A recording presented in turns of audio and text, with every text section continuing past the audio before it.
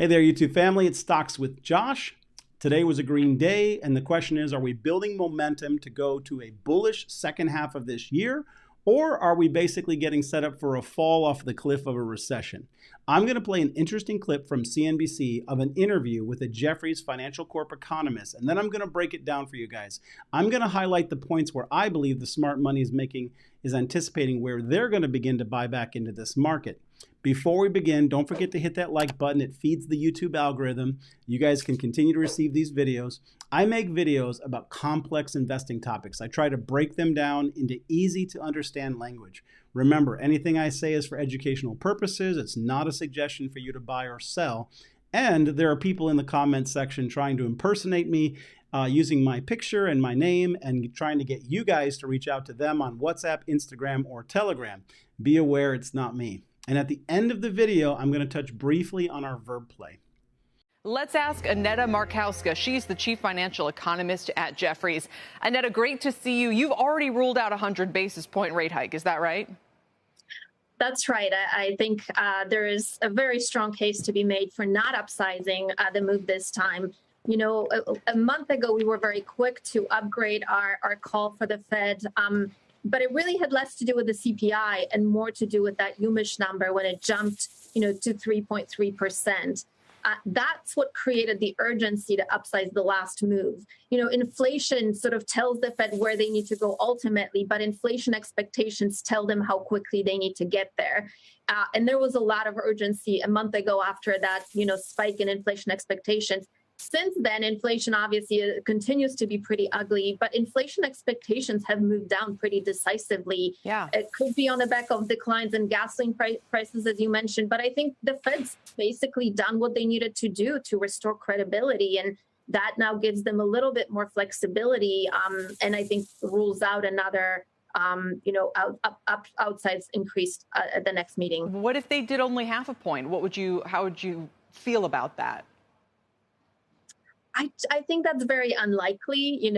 They've guided very strongly and very decisively for 75. It would certainly be a surprise. I think if they did, move by 50 basis points, we would have to worry again about inflation expectations moving back up and then ultimately forcing their hand. But I think at this point, that's very unlikely. All right, so what she basically said is that they've ruled out the need for a 100% basis point increase by the Fed coming up this July 27th, basically because inflation expectations have come down in recent days. The largest contributor to that is the falling oil. We've talked about that a couple times. Gasoline prices are down. They discussed the possibility of a 50 basis point hike, which she dismissed. A 50-point increase would produce worry back in the market that inflation could spike back up. And that worry would unnecessarily kill bullish momentum. Basically, she believes that would cause the Fed to have to react again, and that would be unlikely. So then the host goes on to ask about a Goldilocks outcome for the second half of this year. What does Goldilocks mean in the stock market? Well, by definition, a Goldilocks economy is an economy with steady economic growth that prevents a recession, but not so much growth that inflation basically rises too much. A Goldilocks market is also ideal for investing because companies are growing, they have positive earnings, and that causes the stocks to perform well. So let's listen to what she said. Even in Google searches that they're spiking for both inflation and recession at the same time. And it seems to be that we have only those two very bad outcomes to pick from. But when I sort of read through your thoughts and what's happened over the past month here, it's possible we could see more of a Goldilocks second half, isn't it? I mean, I don't want to sound too crazy, but this has been a big reset if gas prices stay down. And meanwhile, we got some better data on retail sales. You highlighted it this morning. I mean, a 38% gain since 2019 is extraordinary. It is extraordinary, and it highlights that actually a lot of these inflationary pressures that we're seeing are demand driven. But look, I agree. I think we're setting up for an environment that feels quite a bit better than it did over the past 6 months.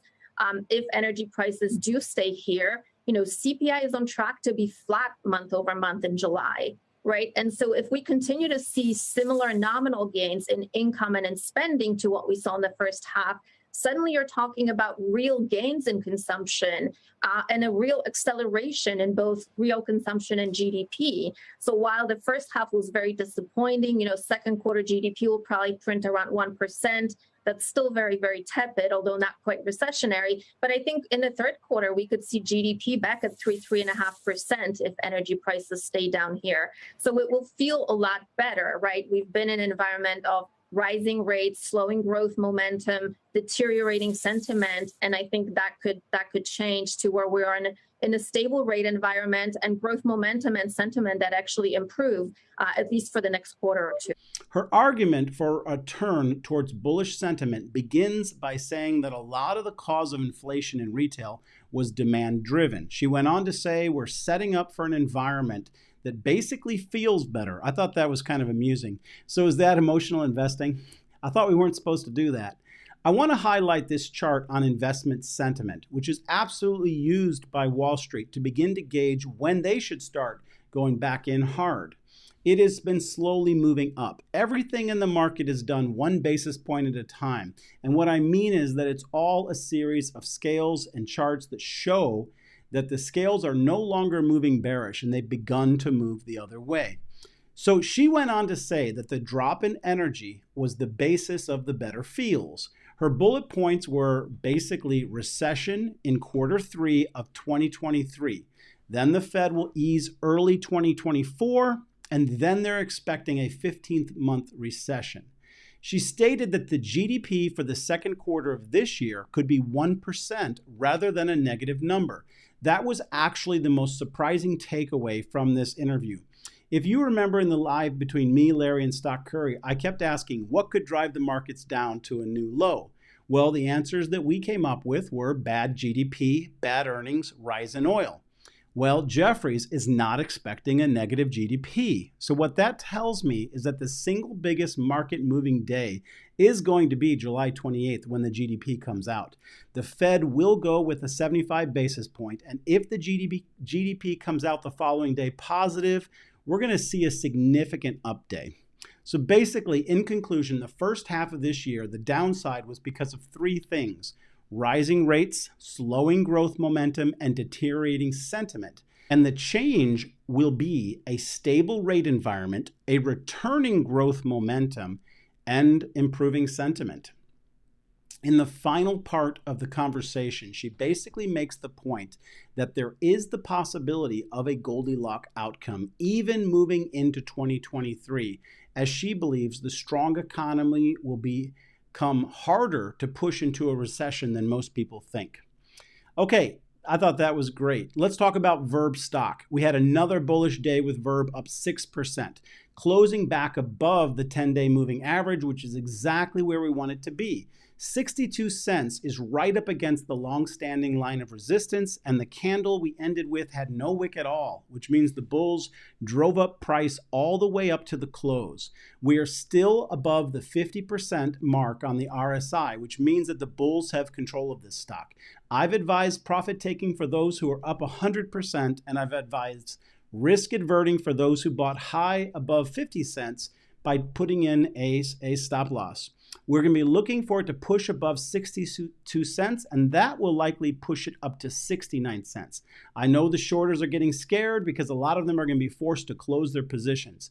If you're new to this page, we're basically doing a small account challenge on the Moomoo platform because of their full 16 hours of extended trading, as well as their smart order types. Our goal is to move $200 to $400, and we've been doing this in an extremely bearish environment. That's been going well, in my opinion. If you want to join us in this small account challenge, then click on the link in the description of the video. Sign up for Moomoo. Moomoo is currently offering for a deposit of $1, you can get up to 6 free stock worth up to $15,000. If you hit all the levels of their promotion, then you can possibly win up to $25,000. I'm going to continue to provide trade setups on this channel with the goal of helping you guys learn to swing trade stock. So for a number of you have come back and shared that you want a share of Apple. Nobody's told me they want a share of Google yet, and if any of you guys do, please let me know. There's also a link for Webull, which I follow Larry's $1 Million Cup of Coffee, where we're investing in solid blue chip companies to basically grow a lower risk long-term wealth. I don't advise that all of your trades are NASDAQ high risk growth stocks. Not all of mine are. And for those who stayed until the very end of this video, I wanted to add a conversation about my Alibaba BABA position today.